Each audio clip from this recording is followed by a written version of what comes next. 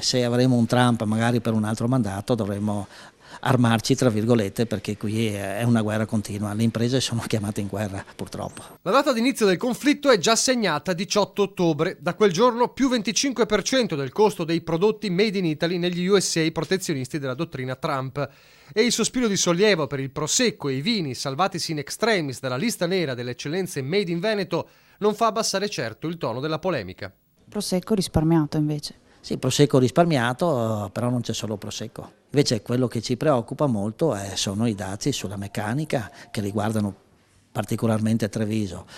Sull'agroalimentare abbiamo il parmigiano e il grana padano, ma però purtroppo questi dazi che gli Stati Uniti insomma applicheranno dal 18 di ottobre sono dazi che saranno un ostacolo per la nostra produzione, per le nostre esportazioni, insomma. Dunque anche la meccanica rischia grosso e poi c'è soprattutto l'agroalimentare e il settore lattiero caseario.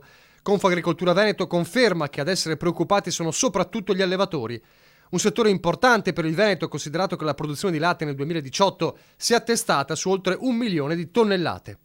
Oltre al danno diretto, spiega Fabio Curto di Confagricoltura, quello che temiamo è un'immediata ricaduta sui prezzi del latte, che sta vivendo un buon periodo grazie al traino dell'export dei formaggi DOP.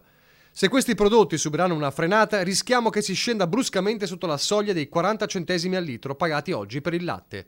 C'è il rischio infatti che vengano messe in atto azioni speculative che chi acquista il latte dai nostri allevamenti può porre per abbassare i prezzi alla produzione.